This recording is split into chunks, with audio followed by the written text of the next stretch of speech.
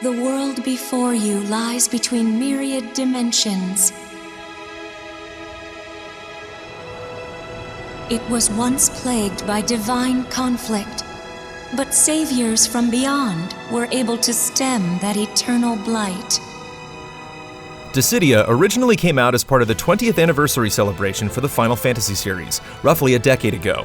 The original PSP game and its follow-up Duodecim were unique 3D fighting games that brought the entirety of the Final Fantasy series legacy to bear by throwing fan-favorite heroes like Cloud, Squall, and Lightning together to fight against iconic villains including Sephiroth, Kefka, and Golbez. The dawn of a new era, one where battle reigns supreme.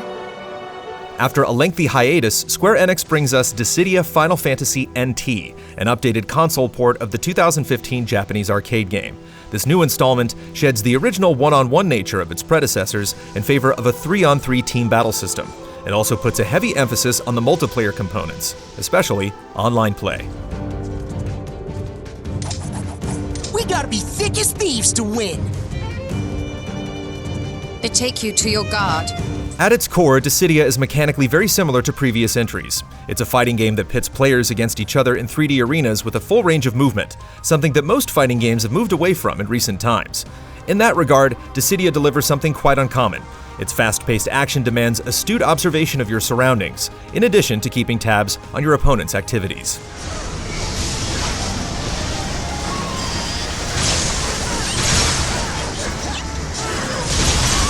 The complex nature of Dissidia is tough to swallow at first, and despite a built-in tutorial, newcomers can expect to take a few hours to get through the initial learning curve.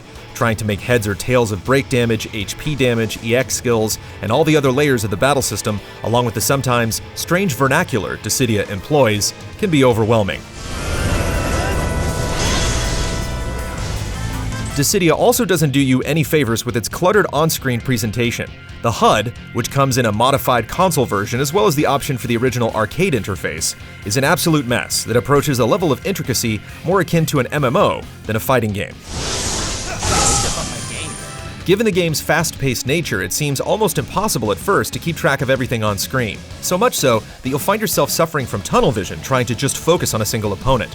However, Dissidia demands that you process and act upon any of the on-screen indicators at a moment's notice, and it's simply a staggering order.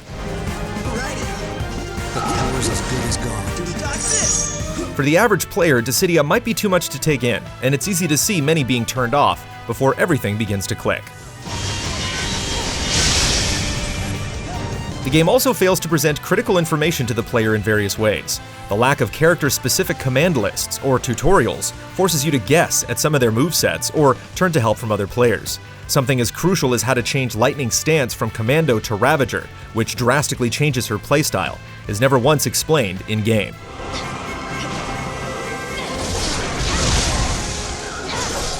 For some, Dissidia's complex nature is just what they're looking for, and it's possible that those with a higher fighting game acumen will acclimate more quickly and without as much difficulty.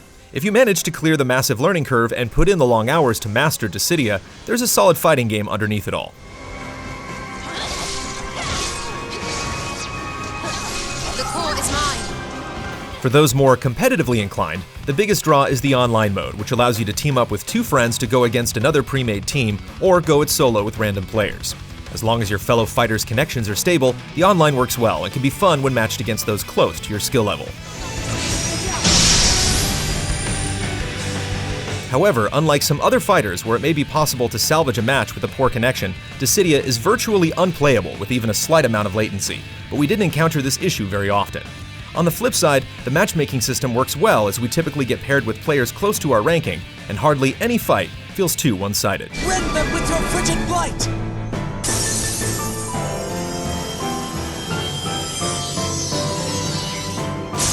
One standout component of the online functionality is the lobby system. Lobbies are easy to set up and offer an incredible amount of customization. Online lobbies also have the added bonus of allowing custom matches with options for 1v1 and 2v2 setups, offering an alternative to those seeking reprieve from the complexity of 3v3 fights. You shall not Whereas the online mode is a major strength for Dissidia, its offline modes leave much to be desired. The story mode makes a return, but its structure is radically changed and requires players to dive into other modes to make any progress. In order to unlock new chapters in the story, you need to earn a currency that's only earned by participating in online matches or delving into the offline gauntlet mode. This forced grind is a horrible decision that robs the player of the option to enjoy the game how they see fit. Given the poor effort of the narrative and dreadful writing, it's more likely that you'll give up on the story rather than see it to its completion. If you know the cause of our ails, then why not excise it?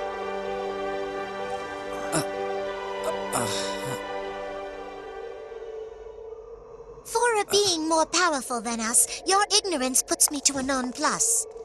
That's not to mention the brutal difficulty of some of the story mode's encounters. Most of the battles weaved between cutscenes are trite duels that don't require too much effort. However, at the end of each main story path lies a boss encounter against one of the famous summons like Shiva or Ifrit.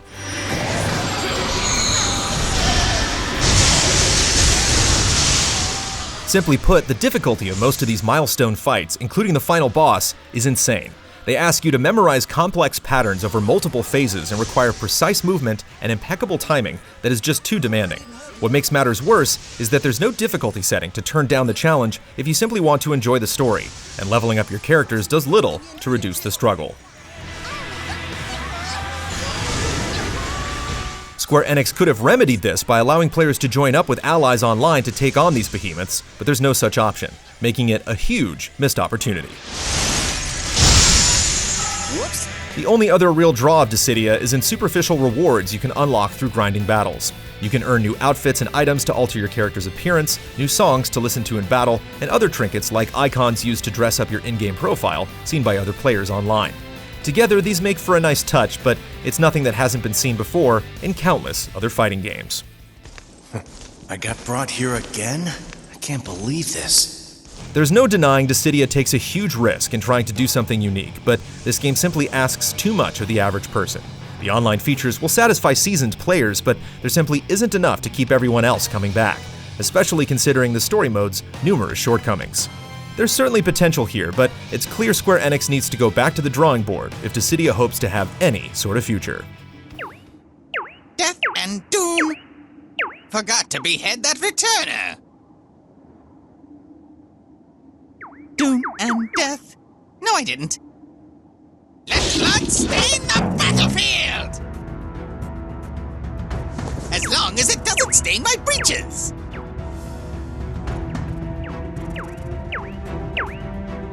Never change. It is beings like him that thrive in this chaos. If it's barbarians like him who live through the fight, I'll need to devise a plan that's utterly airtight. At least throw us a bone and come down from your throne. Easy Allies reviews are made possible by generous viewers just like you. If you like what you see, check out patreon.com/easyallies to see our other videos, and consider becoming a patron to help us make more.